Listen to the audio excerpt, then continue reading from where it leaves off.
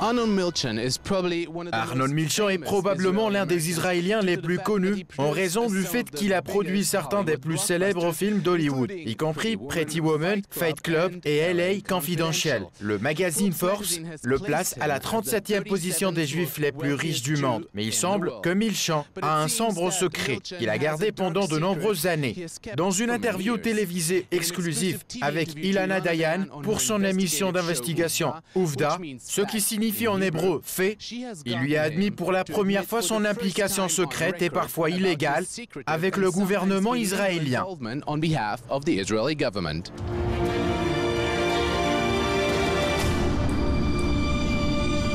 Saviez-vous quelque chose? Des rumeurs mais rien de concret. La révélation chez Ilana Dayan est devenue virale avant même la diffusion officielle de l'émission. Quelque chose que Dayan dit n'est pas vraiment surprenant. En un sens, ce n'est pas vraiment surprenant. Vous disposez d'un méga producteur, vous devenez une superstar d'Hollywood, vous avez cet environnement glamour, vous avez cette guerre clandestine, vous avez l'amorce nucléaire. Vous avez vraiment tous les ingrédients dont on a besoin pour faire une histoire d'enfer. C'est vraiment pas étonnant. Je ne suis pas sûre de ce qu'il avait en tête. Il n'a pas donné de conditions, il n'a pas fait de réserve, il n'a rien demandé, il n'a pas pris de pause. J'ai demandé ce qu'il voulait, il a répondu.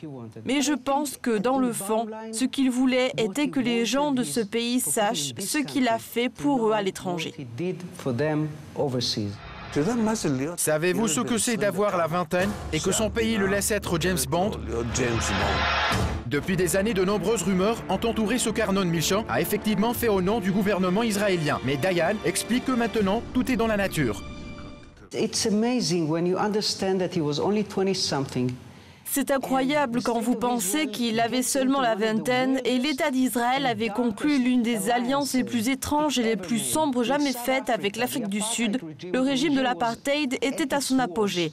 Mais les Sud-Africains ont offert à Israël de l'uranium pour Dimona et en échange, Israël a promis de lancer une campagne internationale incroyable et sans précédent pour donner un joli visage à l'apartheid. Et qui de mieux pour le faire que Arnon Milchan, qui a été désigné par Shimon Peres pour aller en Afrique du Sud et se lancer dans cette affaire de communication. Milchan admet avoir reçu des centaines de millions de dollars au nom de l'État d'Israël pour que les Sud-Africains achètent les télévisions. Il a même été envisagé d'acheter l'Observateur, le Daily Express. Il parle à ce sujet à la caméra.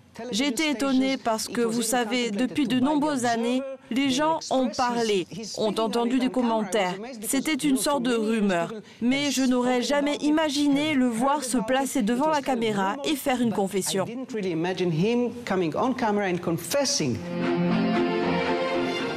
Ouvda a suivi Milchan pendant plus d'1 an. Puis, dans un moment cathartique, tout est sorti, admet Dayan, qui était avec lui dans son jet privé, en route pour le tournage de son plus récent film. Il est très évident avec le recul que c'était là, c'était en lui. Il attendait d'éclater, c'est très évident. 2 minutes avant l'atterrissage, tout d'un coup il a dit « Je l'ai fait pour Israël ». Parce que les gens d'Hollywood ont toujours été un peu contre moi et je n'arrêtais pas de me défendre. J'ai continué à présenter des excuses et j'ai continué à éluder les questions et maintenant je veux le dire à haute voix. Et je pense que cela a à voir avec l'âge, avec le succès, avec le fait que personne ne peut vraiment lui faire du mal aujourd'hui. Il est assez riche, il a bien réussi, il est assez puissant. Qui s'en soucie? Ce n'est pas un secret que Milchan est l'un des plus importants et influents d'Hollywood. Mais être là avec lui, quand cela arrive, a dépassé Dayan. Tout d'abord, le voyage fut une merveille. Je veux dire, il nous a préparé une rencontre avec David Fincher, Ben Affleck, Warren Beatty, Jennifer Connelly, Russell Crowe, Robert De Niro, entre autres. Certains d'entre eux nous ont beaucoup surpris par rapport à ce qu'ils ont dit.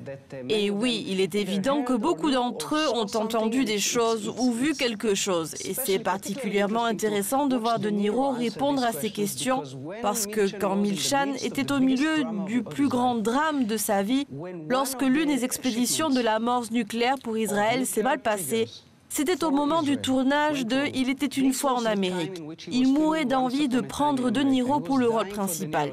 Et De Niro est assis avec nous dans sa demeure de New York et il dit « J'ai entendu quelque chose à propos de ces petits déclencheurs, quelque chose de nucléaire, mais je ne lui ai pas demandé grand-chose. » Il savait que Milchan connaissait vraiment le plus grand drame de sa vie.